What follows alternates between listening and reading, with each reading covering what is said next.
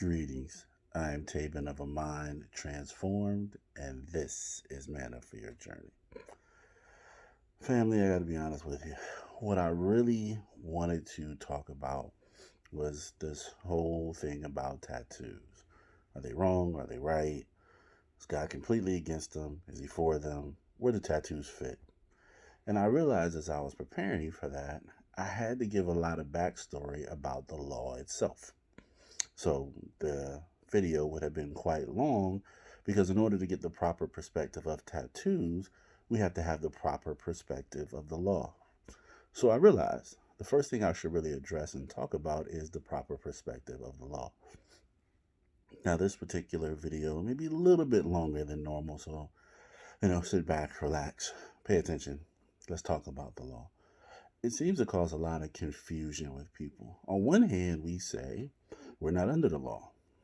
We don't use the law anymore. It's Old Testament, so it doesn't make a difference. But on the other hand, we still have people claiming blessings from the law. Now, that revelation came from my wife, Katrina Garrett. That's what God had given her one day when people are constantly saying, we don't live under the law, we don't use the law, law's gone, we don't need it. But then people continue to quote blessings of the law.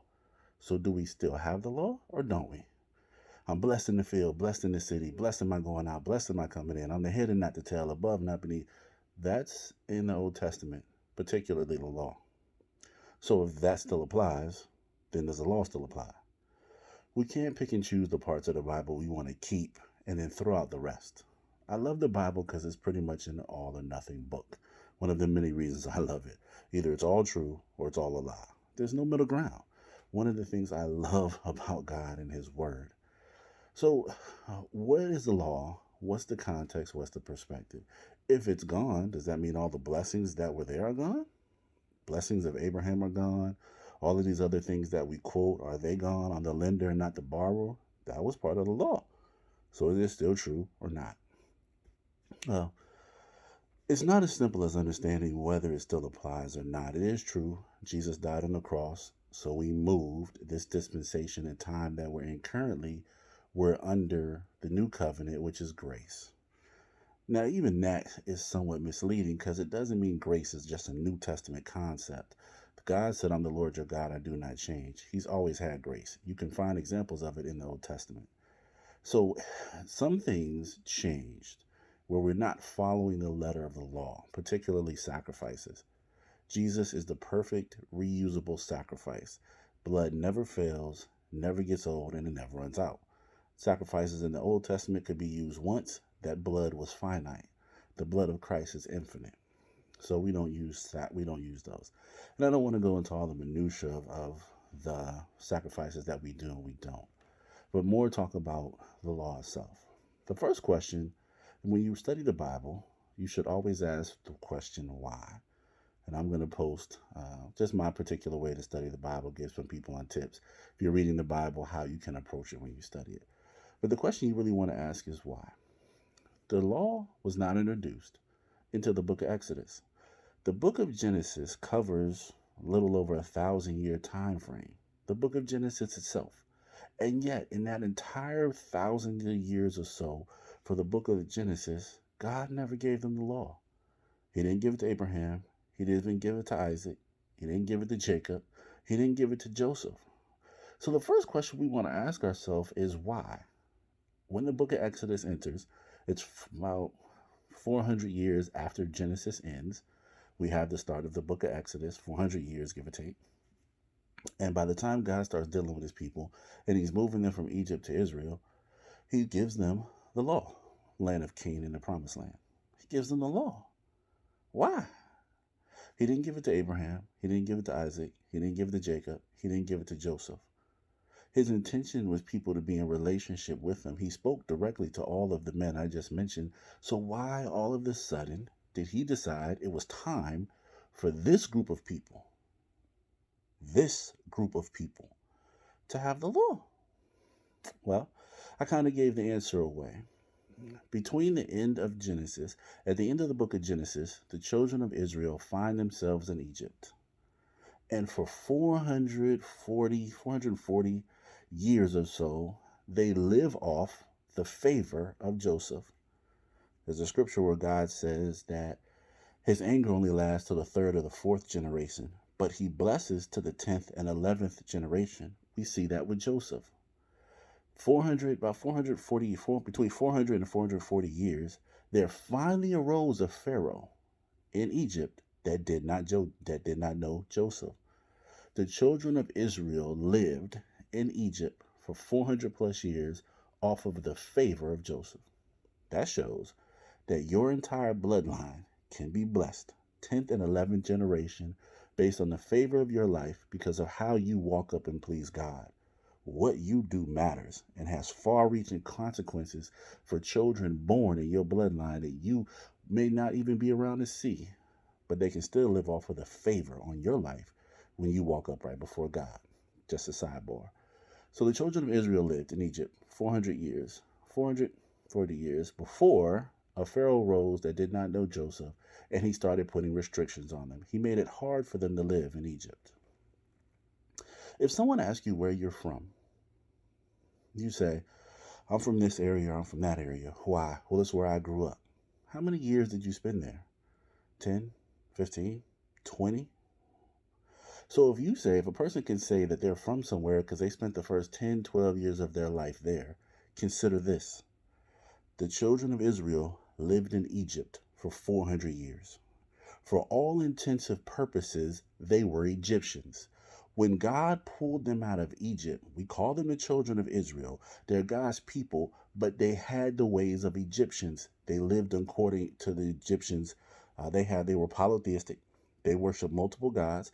They lived according to the Egyptians. So when God established a new relationship with them, he hadn't spoken to them in over 400 years.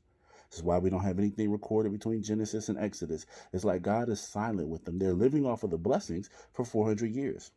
He starts to talk to his people because they finally cried out to him. The lesson for us is, just because things are going well in your life doesn't mean you shouldn't be crying out and trying to talk to God. But they had no need. Everything was going well, they figured. Why should they talk to God? It wasn't until things got hard that they cried out. So when God has to establish a new relationship with a group of people who have taken on the ways of Egyptians, 400 years, they are Egyptians at this point. They worship multiple gods. They have a lot of practices that God does not like. So God is now delivering them into the promise of Abraham. So they are benefiting from the promise of someone else from thousands, not even, I don't know if it's 1,000 years, hundreds of years ago. They're benefiting from this promise. And God is delivering them to a land, and in order for them to get there, they have to be in relationship with him. Well, establishing a relationship takes time. Time that necessarily God did not have with them, moving them into a new place. In lieu of relationship, rules are established. Let me say it again. In lieu of relationship, rules are established. So what God gave that group of people were rules that he wanted people to live by. Thus, the law is born. He gave them the law because it was necessary for them to live as his people. The law was never designed for a catch-all for everybody that was going to live for God. It was given to that group. The entire point that God wanted, the entire thing God wanted, he established in Genesis, which was a relationship with him. When we have a personal, close relationship with him, God can guide our actions. From talking to us, from communing with us, we can understand his heart and how to live. He doesn't have to write things down to tell us. We learn these things. This is why Abraham, Isaac, Jacob, and Joseph never had the law. These people had to have it because they didn't have a relationship with God. So he gave them the law in lieu of relationship. And the things that are in the law are designed for them for a specific purpose. Take one example that talks about don't have mixed garments. What God was teaching them is don't mix things together. You can't mix me and the worship of the Egyptians. We go back to the first of the 10 commandments. I'm the Lord your God. You shall have no other gods before me. God didn't want them to wear mixed fabrics because it would remind them, or it would show them that they could mix things together. What God wanted to get behind that was purity for them. There are other things that God told them that are specific to them and specific to the reason why He gave them the law, which is why now it's not that the law has just gone away. And Jesus did say, I didn't come to abolish the law, but to fulfill it. Some of the religious practices of the law went away, but the spirit behind the law and some of the things that are said can apply today. And even those blessings can apply when we walk upright because there were things that weren't necessarily for us. We can model things that are in the law if we struggle with things that the children of Israel did. And you can go back. I would encourage you to do so. Study the history of that. Study what was going on in the time period when the children of Israel lived in Egypt. But a lot of things God gave them in the law were specific to problem and issues they would have in worshiping Him. So they had the law. The law was never designed as an overarching thing for everyone. God put it in place in lieu of relationship to address issues with the group of people He was bringing out of Egypt. Now, keep that in mind. Next time, we'll talk about tattoos in the right context.